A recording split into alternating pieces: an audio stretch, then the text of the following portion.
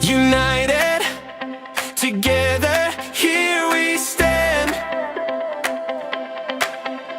Savannah, Ashley, Felipe, your workplace wellness hour band, where culture meets health and wisdom takes hold. Fresh perspectives and insights unfold. Building stronger teams, brighter paths ahead. A workplace where passion and purpose are fed. Join us, engage and elevate your game. Wellness that works puts growth in the frame.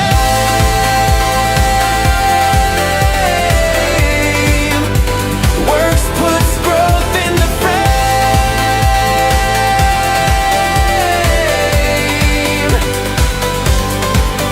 Mental clarity, physical strength, financial insight, tools and strategies that get it right. Real stories, real growth, real change that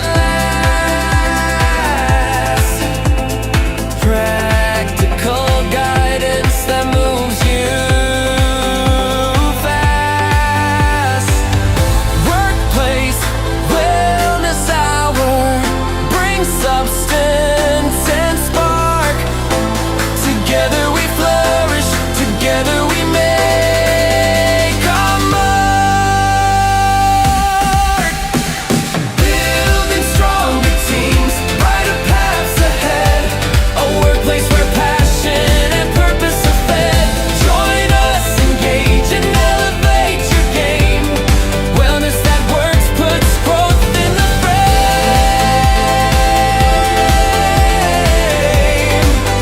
That works puts growth in the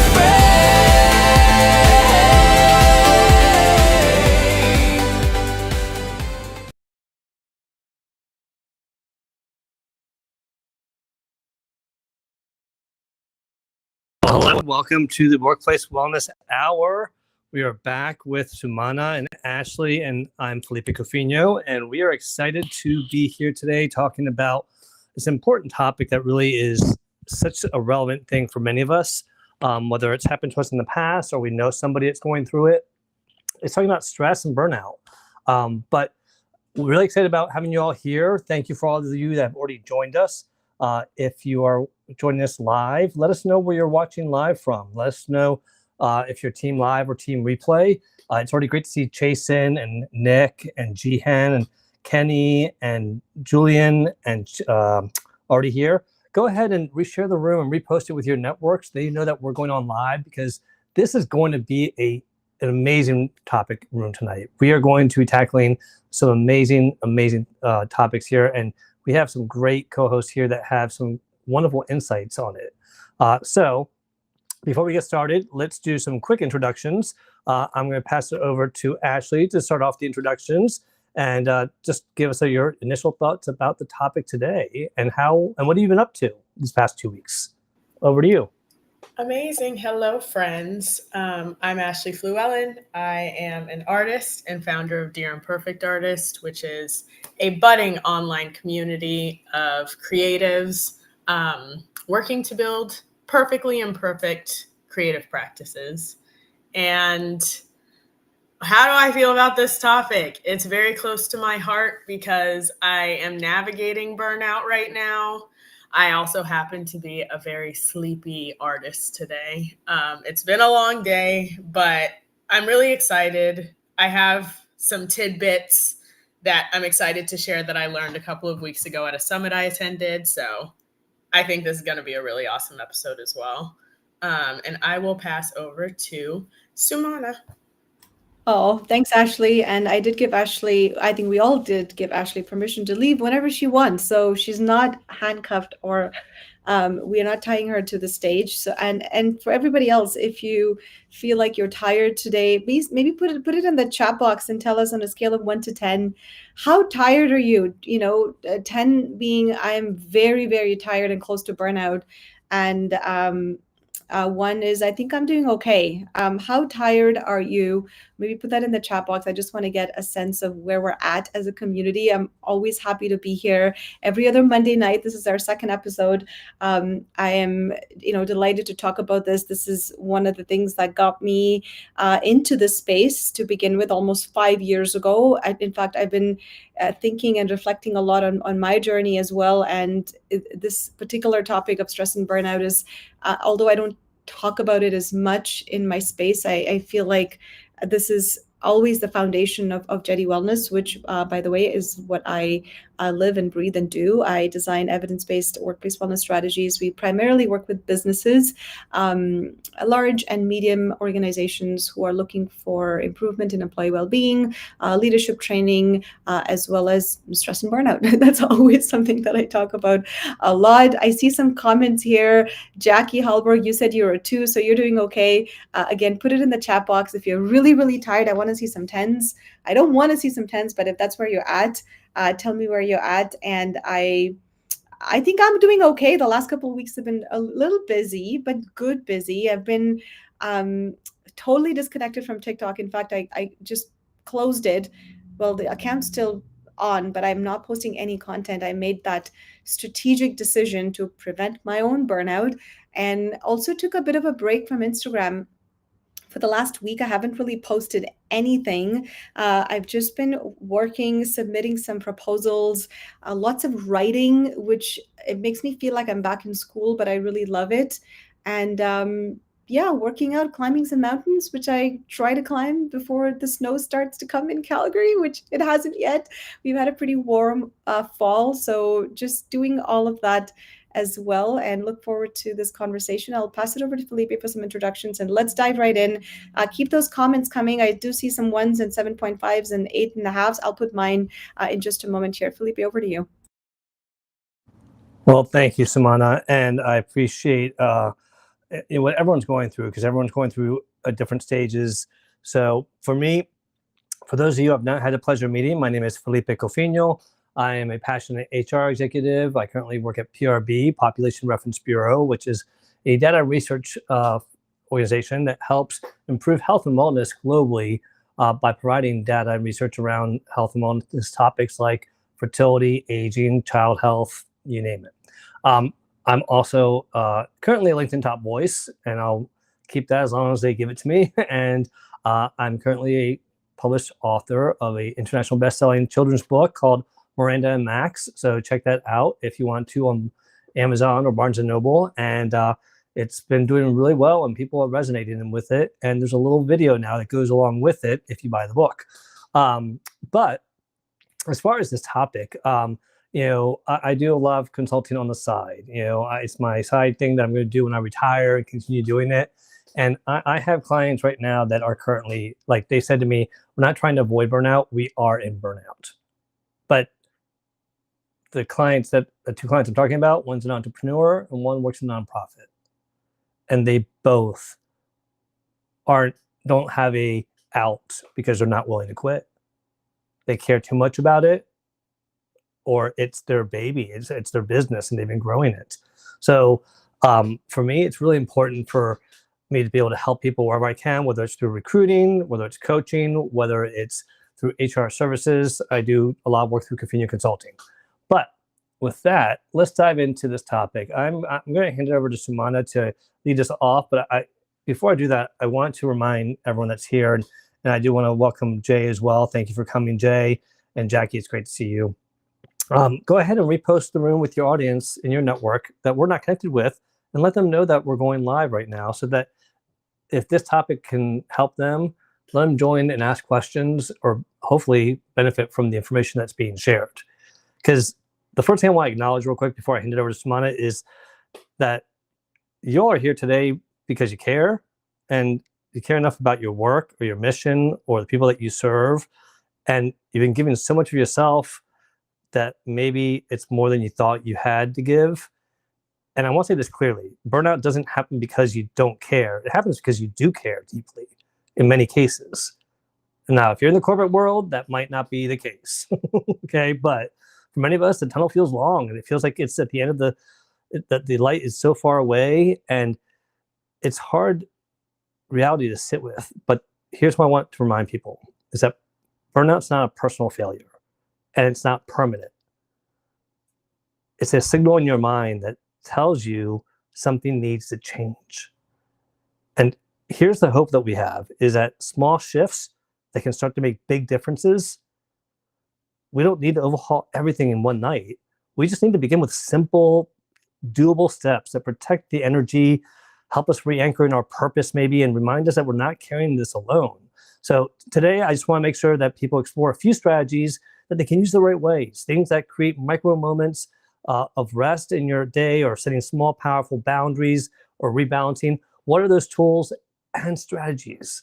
Because Samana's going to talk about that. And it's a really important thing to think about. So it's not about ignoring, the weight that you feel. It's about learning how to carry it differently with more care for yourself, really. So as you dive in, I give you permission to pause, breathe, take just one idea from today that you can start practicing right away and just start there.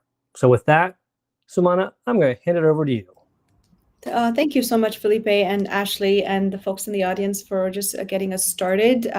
Being really mindful and checking in with yourself and knowing where we're at is very important. I've been acknowledging Ashley's moving experience as well. Moving is a stressful life event, along with a promotion or a job loss or a wedding, a divorce, death. These are all big stressful life events that can really put you in a massive loss spiral if you are already kind of inching closer to it. So I think it's really mindful to acknowledge that these are stressful times in your life, and stress is physiologically something that is, especially chronic stress, can cause several physiological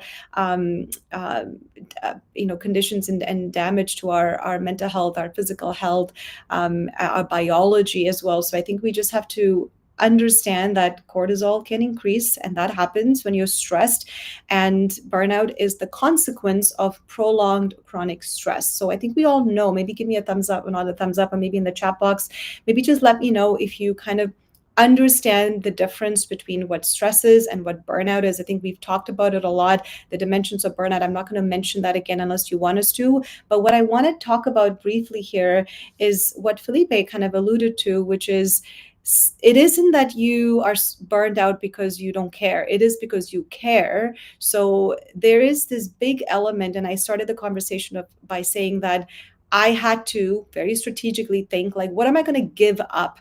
And sometimes, or most times, I would say, giving up something, negotiating with yourself, negotiating with your boss, and negotiating with your family on what those trade-offs will ultimately help us not get to that burnout stage. So for me, I strategically have been talking about this in my head for almost a month, that I need to take a pause from these 3 different social media platforms that I'm trying to manage, and I need to outsource some of the content development that I'm doing, in addition to all the other elements of business that I have to do, proposal writing, hiring, and things like that. So I knew that I had to do that. I had to give up something. Of course, I love making videos and content and all of that stuff, but I knew I would have to give that up for a short amount of time. So that trade-off element is something I really want you to consider when you think about these micro habits and practices to help you manage that stress and burnout. Now, piggybacking on that, I do want to talk a little bit about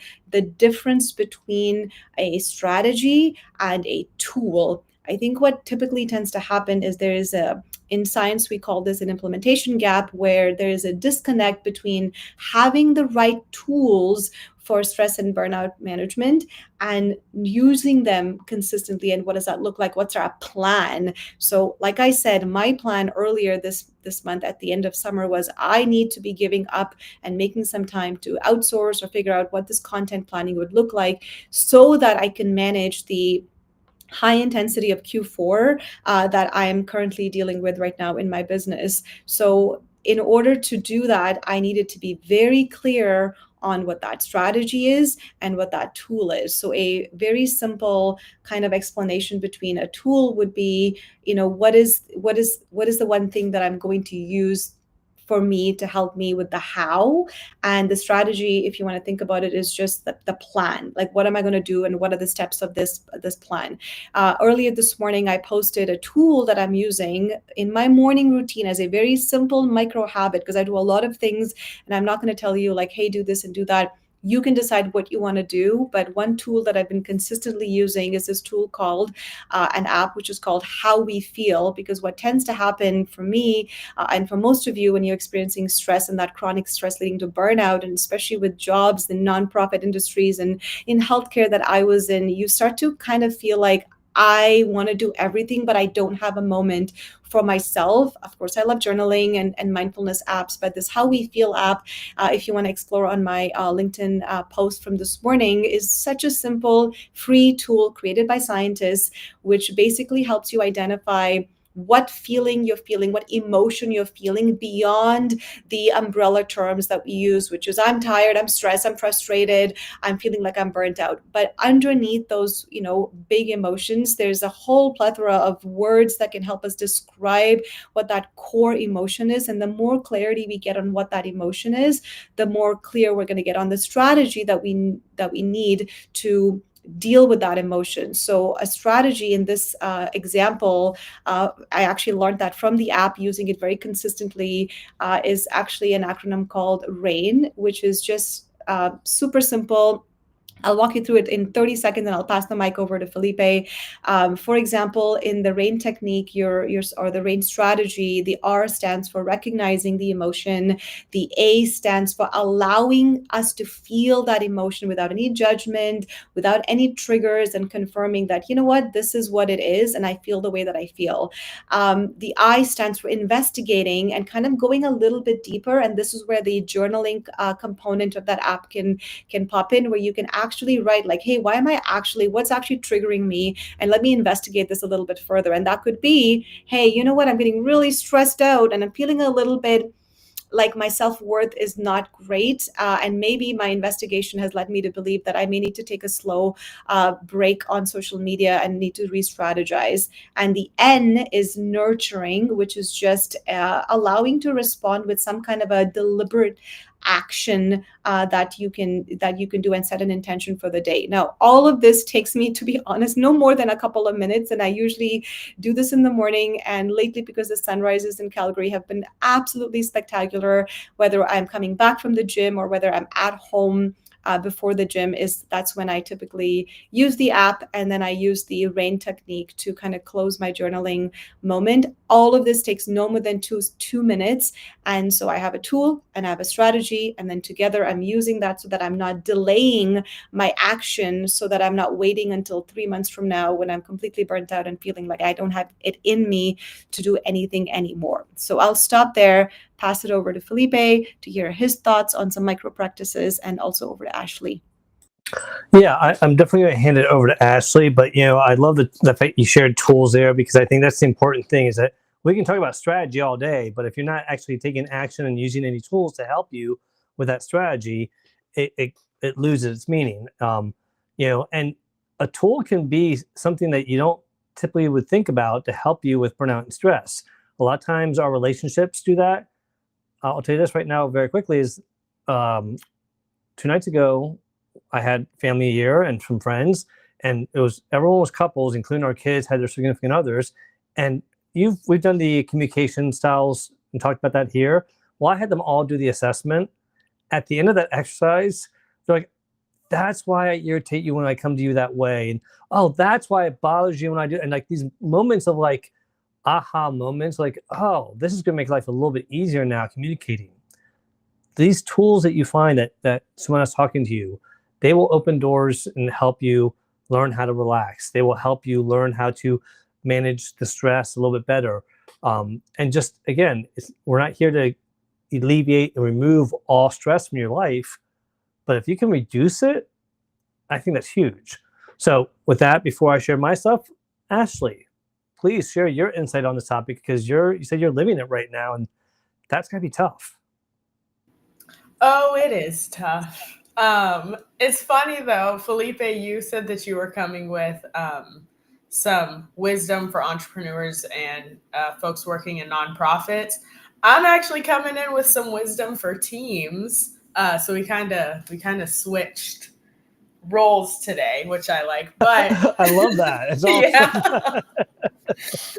But I attended an amazing summit last 2 weeks ago now called the Work Summit. It was hosted by Stop Meeting Like This. And one of the breakout rooms that I attended was called Leading Through Trauma. And it was led by the founder and CEO of the Center for Trauma and Leadership. She is incredible. Check out the website. But in our breakout room, we essentially defined trauma, talked about what it might look like when it shows up in teams, how it might translate from being in work with your team and then kind of bringing home whatever things that you're living through. And the purpose of this breakout room was essentially to figure out better ways to lead through traumatic times, better ways to be more equipped leading a team that might be, navigating these feelings. And what I just thought was brilliant, and I'm reading directly from the packet that she handed out to us, was she recommended building a base camp. And when you think about going on like a long hike, a base camp is where you go to stabilize, to, get resources, to rejuvenate your energy, to rest, get some water, get some food. That is a base camp. So using a variety of questions, which I'll go through the questions that she provided to support your base camp. She essentially was giving the advice that every team and every person, every relationship needs a base camp to go back to for that rejuvenation and for that regrouping. So some questions that you could ask yourself or your team to support your base camp might be, what are some of the strengths that we can rely on? What are some routines that can support us? Who is on our team and who can offer us support? And then also, how can I communicate with them more effectively that I might need support, or ways that I could ask for their help? What are some practices and activities that help me or us feel grounded or more effective? And how do I know when it is time to slow down and return to base camp? The example that she gave for that last question was that she becomes a B word whenever she knows that she's having a lot of stress. For me, it's sleeplessness. And I also tend to become kind of combative. And I'm seeing that within myself right now. So I know that I need to revisit and rebuild my base camp, but I do think that this is just a really good, quick framework and exercise to help us kind of regroup in these times of stress. And that's all I gotta say. Felipe, what are your thoughts? That was powerful. Thank you for sharing that, because I think going through an exercise like that it can be so enlightening. Like you said, it opens your eyes up to, oh, wait, I am like that. And sometimes we talk about doing self-evaluations and self-discoveries and really assessing ourselves. Those are strategies. This exercise that Ashley just talked about, that was a tool to help you figure it out. And so I really want to make sure that you all take that away, because Samana really highlighted that so well. It's a really important thing to make sure that we all remember. Now, before I get to my points and I share my 5 and we invite people up, I do want to welcome some people that have joined us. It's great to see Christy. Thank you for coming, and thank you for reposting the room. I appreciate that. And Mike LeBlanc, always a songwriter there. And William Rochelle, Bill, it's great to see you. And Gabe Leal, you are just a comic in just all venues. So he's very, very interested in interviewing Copper. As many of you know, Copper is my dog. But unfortunately, Copper sat in front of a camera and talked to Gabe for like 5 minutes one time and didn't move. So Gabe wants to do an actual recording and interview him. We'll see one day. Emron, thanks for coming. And Marcello, my friend, great to see you. And I think that was everyone. If I missed you, I apologize. But so real quick, talking about everything, and Samana and Ashley actually touched on some of my Felipe's 5. But one of the things, Ashley and Samana shared about what they're going through. And I'm pretty transparent a lot, but I don't always share in great detail. But just to give you a picture, because my stress levels, they spike a lot. And part of it is the work and my team. I'm worried about my team and making sure that they are staying in burnout, that there's things I'm doing to help them. Like I just did training on AI to help them find ways to use AI to save time, and so that they can have more time for creativity, strategy, and rest. But also, I'm Gen X. I'm a sandwich generation. I got my mother and my kids living with us, and so having that's a little bit of stress. Obviously, worrying about your elderly mother and your kids. But I also have two siblings that had to move in with us temporarily, which I'm glad we're able to help. No regrets. But again, more people in the house, it can add more personalities. Trying to put out a book and promote that while saving money for a wedding that my daughter is having, which I'm so happy about. But I'm also worried about inflation and cost of things, and being able to afford everything that we want to do. In addition to all the house repairs that we have leaks, we have broken doors, we have broken pipes. We need to fix things, and then I want to have time to spend with my friends and family and to rest. If I went through all that in my head, I literally would put myself into an anxiety attack. I would, because I would overstress about it. But what I read to you right now was a list. And when you write things down, first of all, it does alleviate some of that stress. And I just want to share that with you all, because if I started thinking about every one of those things and just pile them on top of each other, it's a massive ball of stress on my shoulders. But if I take them individually, they're manageable. And so writing things down is such a huge tool for me on my note app, so that I can take one thing and not worry about forgetting the other things. So I just want to share that. Now, like we said before, burnout does not mean you're weak. So don't forget that. I think it's important. It means that you've been too strong for too long. And that's why your body's saying you need a break. So here's some 5 quick strategies that I want to share with you all. All right. There are burnout and stress reducers. And I'll share some of the tools that I've used or some of the tips I've done. All right. Micro rest moments. We talk about it. We say, oh, naps, and we think, oh, old people take naps. Guess what, y'all? Power naps have been around for decades. And those micro rest moments, whether it's going for a power nap, going for a walk, change of scenery, just taking that micro rest, giving your mental body a rest, or your mind a rest, or giving your body a rest. But those micro rest moments can be so valuable. And I'm not talking about like half an hour. I'm talking about 2-3 minutes of breathing exercises, and maybe for a total of 10 minutes, and just relaxing and taking that moment to reset and recharge. The next one here is doing an energy audit. Okay. Write down what drains you and what energizes you. And then make sure that you're kind of like seesawing the tasks. For every task that drains you, do one that energizes you. Don't do all the tasks that drain you at one time, because it's going to deplete you. So find ways to delegate if you have to, automate, or shrink what drains you. Because if you're aware of what's draining you and you can minimize that, it's going to help. Okay, again, small things to do. And an example of that would be that I had somebody who loves to proofread. I can't explain it any other way. She loves to proofread. And when I have these long documents, and I've reread them so many times, and I've wrote them, and I'm like, I just don't have the energy to go through. And she's like, I love it. And sending it to her, that drains me having to do that. That's not one of the things I enjoy doing, is proofreading. Even with ChatGPT and Grammarly nowadays, it's just a draining thing.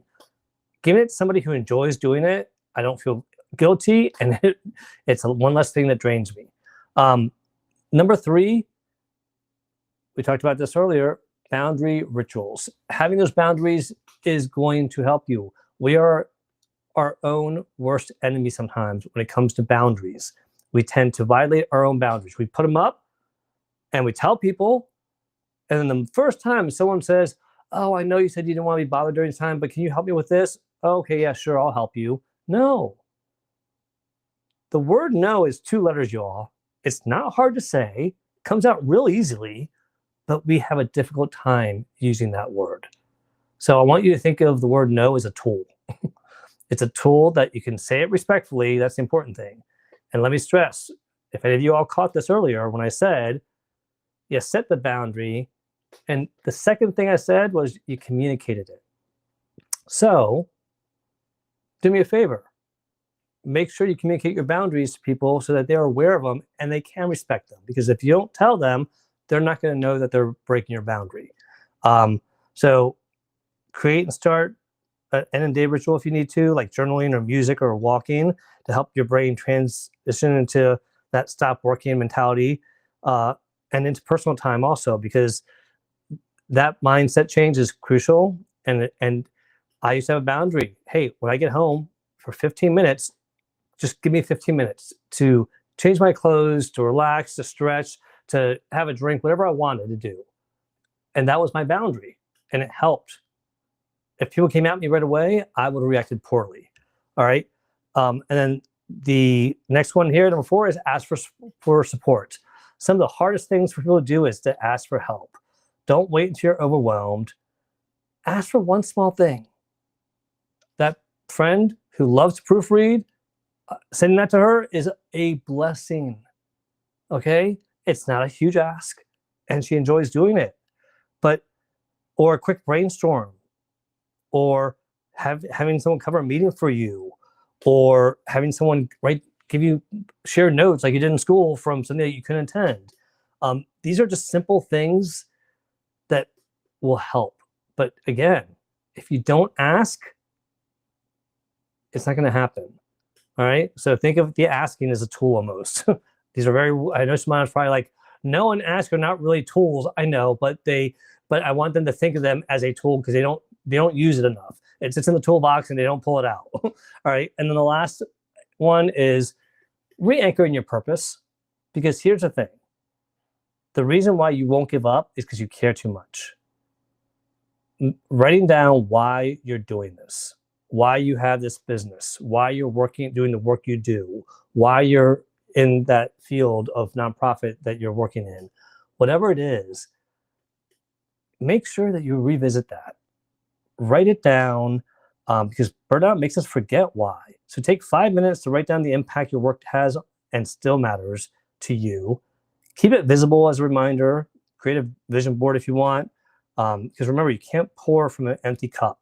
So protecting that energy that protects your impact, the work matters. So remember, so do you. All right. So with that, I just need to make sure that I put the link in the chat. But I wanted to pass it over to Samana and Ashley to see what their thoughts were about that. And again, remind people that there's so much in life that goes on, and life is not going to stop. So we have to find ways to manage things. Oh, and one other thing, since we're at the half-hour mark, I'm going to raffle off 2 tickets to the Work-Life Balance Summit.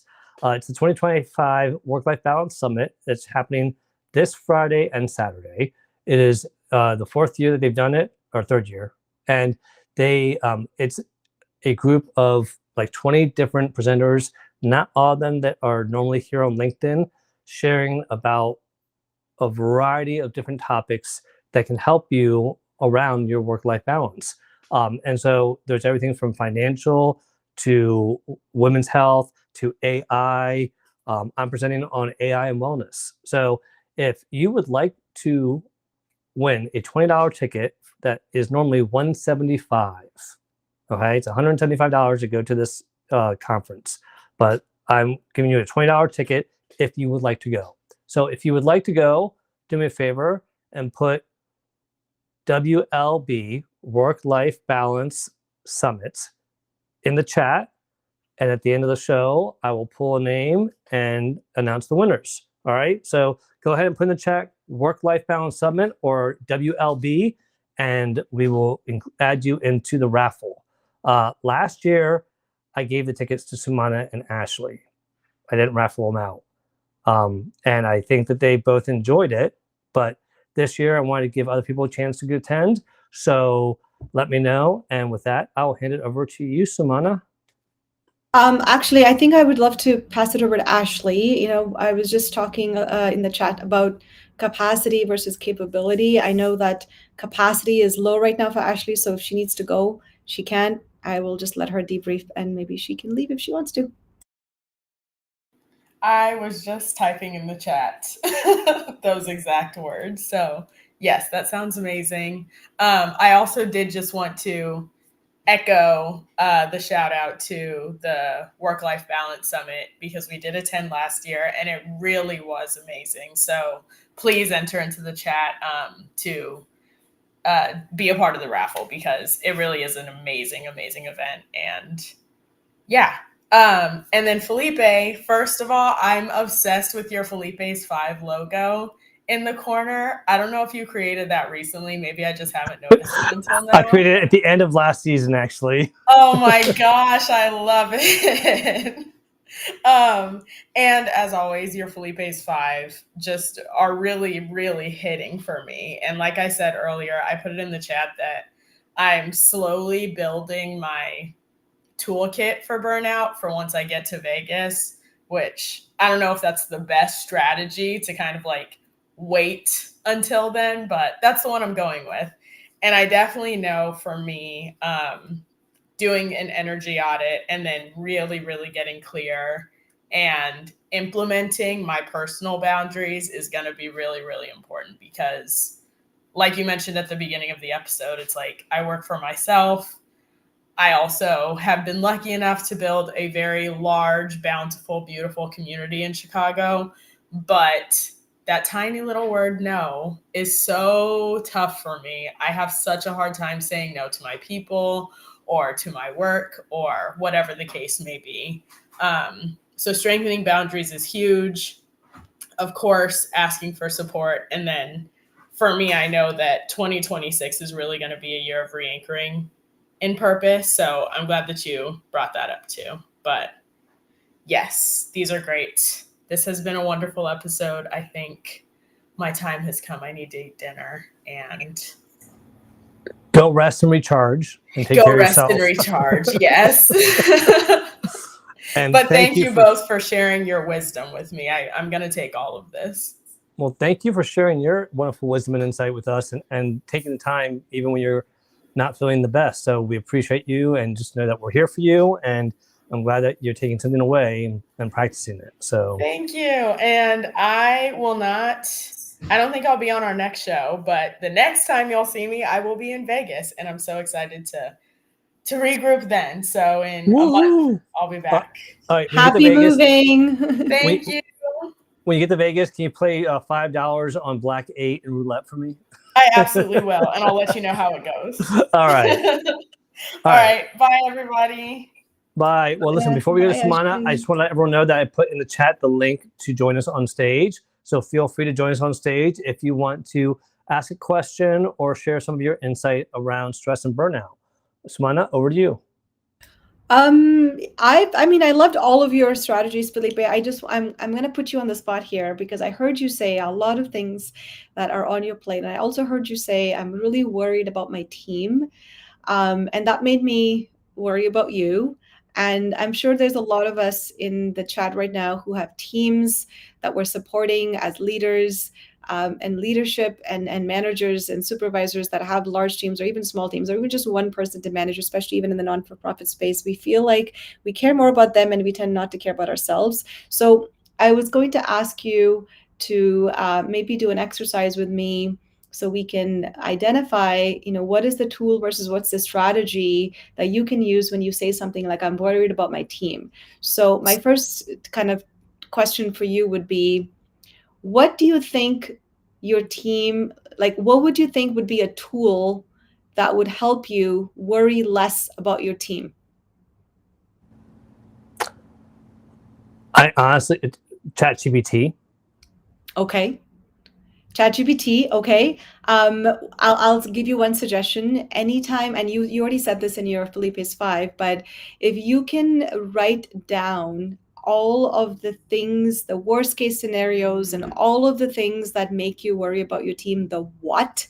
And if there's a chat GPT or a dashboard or some kind of a template that can allow you to visually see these are all the things that that makes me worried about my team, and if you can use chat GPT to get you a visual, I think that would be a tool that I would recommend that you use, so you can get that out of your head. Like you said, you're writing it down, get it out of your head, and you can find a way to visualize it so you can get some clarity, and that's what the tool will allow you to do. And so say, for example, you have that and you can visually see all the things that are making you worry about your team. What do you think would be a good strategy that you can now implement with that tool? Oh, well, first of all, you're blowing my mind right now because This is like a live workshop. it is because I'm such a visual person, and I'm like, why didn't I ever do this? Because it is something that I think that that is something that keeps me up at night, is worrying about when I say my team, I'm not talking about the HR team, I'm talking about the entire organization, you all.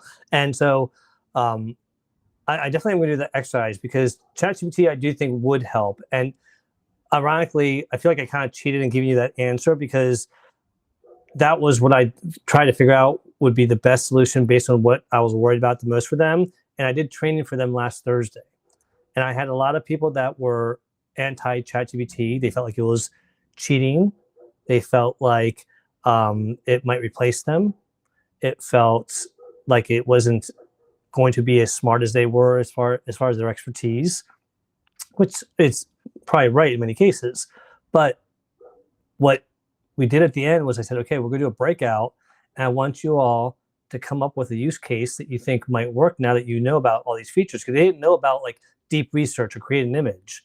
So when I do your exercise of writing down all the things that I'm worried about on my team, and then I'm going to have ChatGPT create an image of those things, so I can make sure that if I'm not addressing it already with what I've done with ChatGPT, I'm going to start figuring out how can I address it. Because to me right now, they had aha moments. They're now saying, oh, the people didn't want access because we bought access for them. They're like, okay, you convinced me, I want it now. All right, I'm in. So I'm seeing that's making me feel a little bit more or less worried about them, but seeing them save time is the big worry.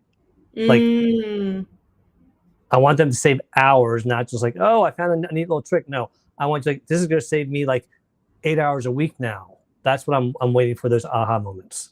So yeah, that's a great way. So, when I hear people say, or when I hear managers say, oh, I'm worried about my team, I always get them to do this. I say, well, write down every single thing that is worrying you, and every single thing that you believe your team needs, and just get it all out of your head.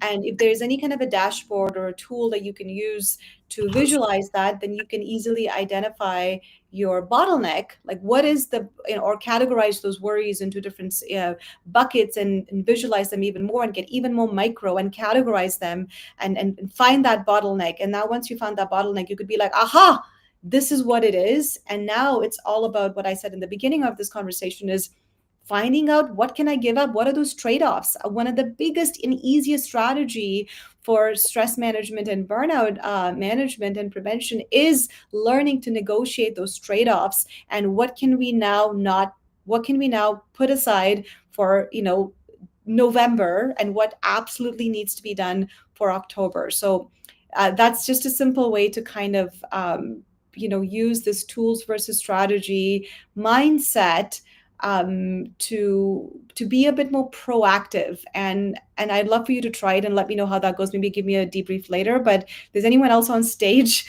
I'd love to have you talk about our conversation. And we have 15 minutes, so we're happy to learn from you as well. Yeah, well, first of all, thank you. I am going to give a report back to you on that. And again, and it's one of those things where I'm such a visual person that the visuals help me. And so that's why not everyone's visual, and that's okay. So keep that in mind. And I hope people took notes down, because I definitely took notes down. And just so you all know, for the 2350 network that's doing the the Work-Life Balance Summit, I'm not seeing a whole lot here. So it might be an easy win for you all if you want to go. But with that, Marcia Lee, it's so wonderful to see you. I think you were our first guest 4 years ago, and so wonderful to still see you coming back. How are you, my friend? I'm okay. How y'all doing? Good, good. Good, good. So it's been a lot going on. So I have to kind of step away when I need to. And sometimes it's always not about commenting. Sometimes it's just sitting back, reading the room. And just like you said, your boundaries and all of that. So um the well-being part, people don't really understand, I think sometimes how important that is. And working with people that really understand how important that is. And I'm not going to elaborate about my workplace too much today because I don't have the bandwidth for them right now. But it's what it is. People are stuck. I'm still there for a minute because my brother has early stages of dementia, and it's been a lot. So I need to have a job that's flexible because when I got to go, I got to go. So this is not the time for me to try and make a move for what it is. But I'm still active in my community. I still be outside because outside has been saving my life. Outside is a drug for me. Outside is a legal form of getting high. I need outside. I need my community. I need my nieces and nephews in the community. I need them. Of course, my biological family as well, but I need my community. It's really been holding me down. LinkedIn, it's been okay. I know everybody got their clicks and what I do and live for a while.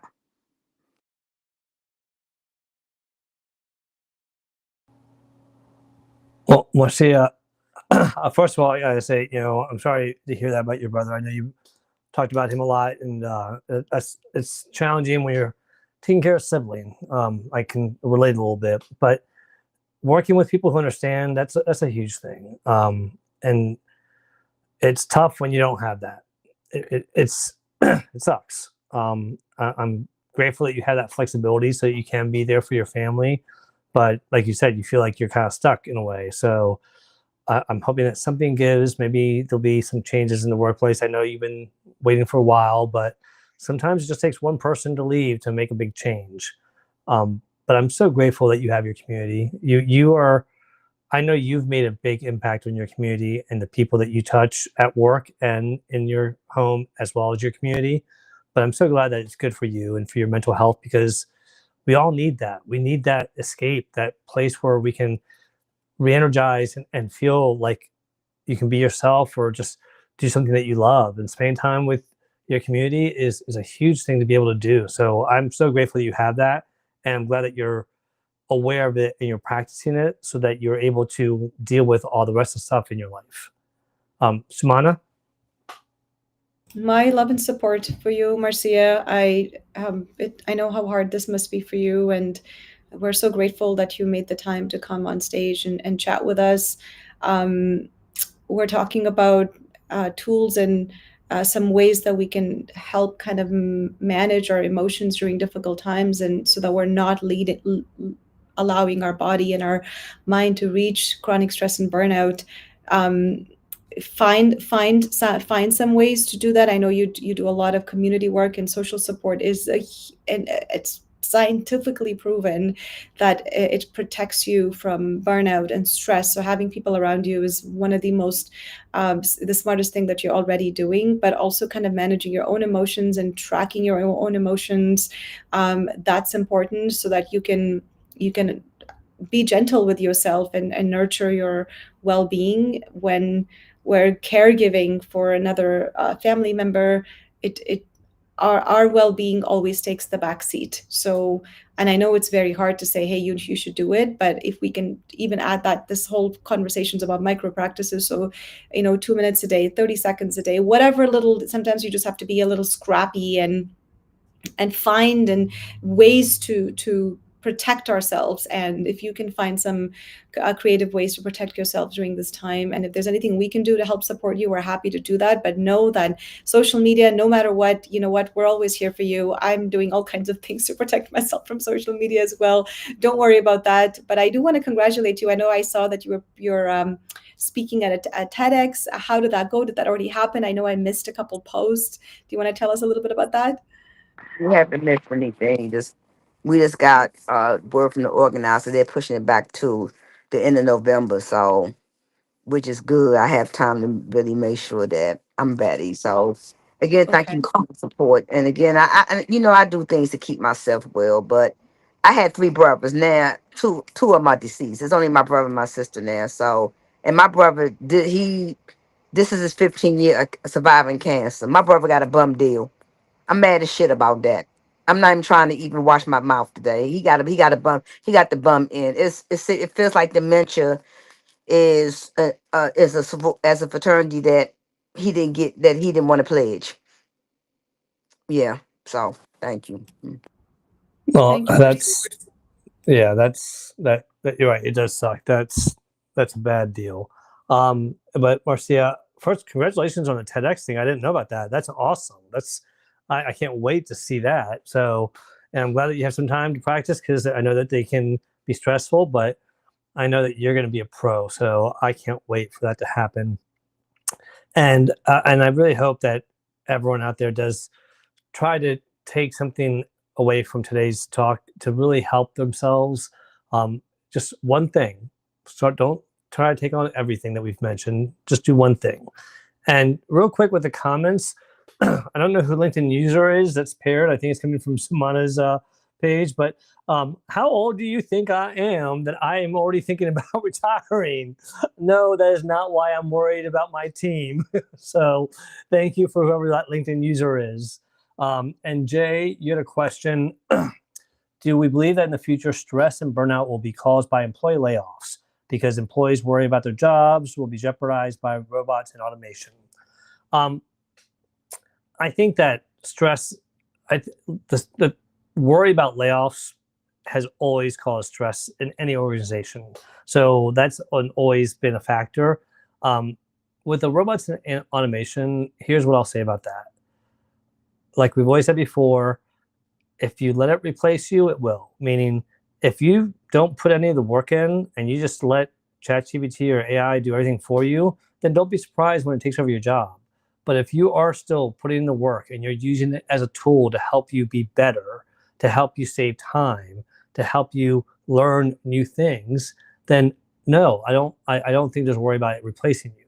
What I think it's going to do is it's going to replace a lot of the more entry-level roles that we have in the world, and it will open up people to enter the workforce in probably more meaningful roles.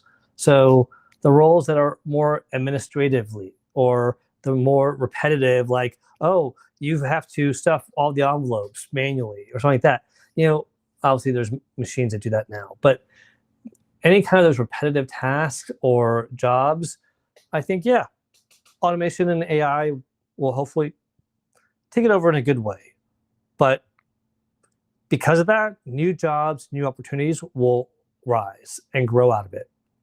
Just like when back in the day, typewriters were the only way of writing a letter besides handwritten. When computers came out, oh my gosh, people were like, oh, this is the end. And all of a sudden, all these jobs in IT opened up.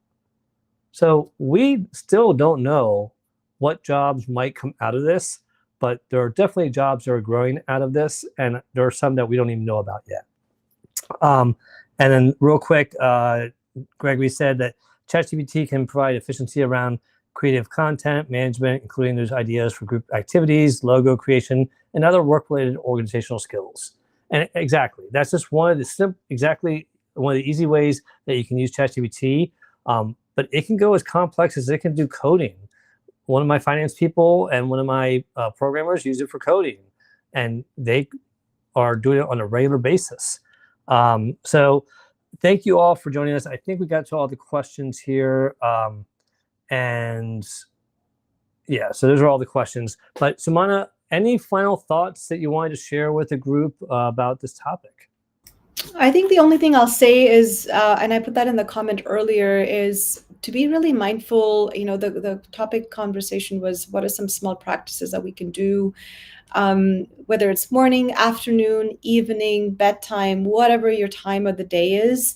Make sure that you are creating space where your resources are not lost. When you start to accumulate a lot of resource loss, your personal resources, perhaps workplace resources, social resources, if you get stuck in that loss spiral, that's when you start to feel like you are finding it harder to cope. Disease starts to, take becomes the main character, and you really start to feel like, I can't do this anymore. And that's when a lot of people go off on stress leave and they just completely give up. So be really cognizant of your resources. What does that look like for me? And have those tools, have those strategies, and take care of yourself. No one else is coming for you. Mel Robbins says that a lot. We have to come for ourselves and protect ourselves. And our personal resources are limited. They're not unlimited. We might assume and feel like we could stay up for 18 hours and do that cycle for 3, 4, 5 days, and don't sleep and don't eat. But eventually your body says, I've had just about enough. Thank you for stopping me. And that resource loss accumulation, it's much harder to get out of a resource loss spiral than it is to prevent it in the first place. So please take care of yourself.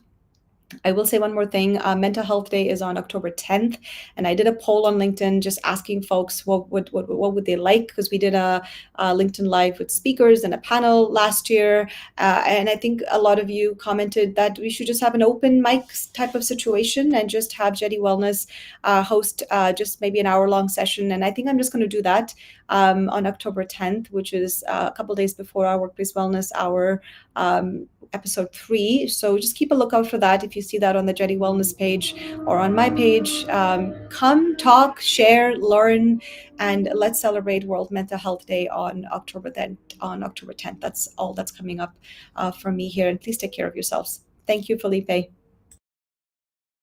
And there's a QR code for Jetty Wellness if you want to check out the website and all the great things that Swana does. She's been doing this for years, and she's got some amazing success helping people out there. So check her out. And as far as my final thoughts, let me just say that as I'm typing this in here, we have 2 winners for the Work-Life Balance Summit tickets. And those winners are Marcello and Jay. So congratulations to the 2 of you. I'll reach out to you all separately with the information, but I'm going to just put it in the chat right now. Congratulations to, well, I guess I could probably do this after the fact, but as I'm typing, wanted to just remind everyone that, share what's the one takeaway you had today in the comments. What was something that you're going to start practicing and using? Because here's the thing, it's a chance for you to hold yourself accountable to what you're going to do to improve your stress and burnout. And it's up to you to really make sure that people have that you have the tools and the strategy to be able to do that. So, and I'm sorry, I just realized there's 2 J's in there. So I'm putting down the name of the J that won, and now it is in the comments. All right. With that being said, anything else I have coming up right now? I do have on Saturday the Social Saturday Chat crew. We'll be having our normal show at 12 p.m. Eastern, and we'll be talking about how to help those in need, but how to help them the right way. If you're curious about that, check out the post on Social Saturday Chat. And then on Sunday, I do have Careers, Chaos, and Coaching with Melissa Houston. And then I'll be back here in 2 weeks with Sumana Jetty, and we will be tackling on another topic around workplace wellness. If you have a topic, as always, that you would like us to join, please go ahead, or I'm sorry, for you like us to tackle, please put it in the comments or DM us, and we would love to be able to tackle that topic for you and have you join us on stage, possibly. Jay, to answer your question, it is virtual, yes.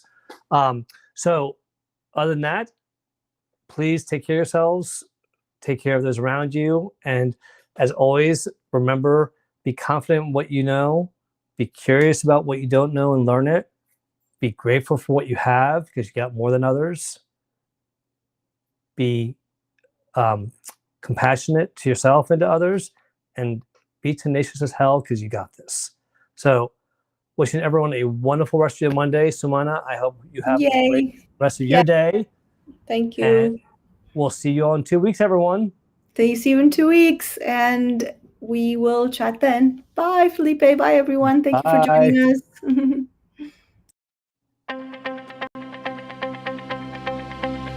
Unite.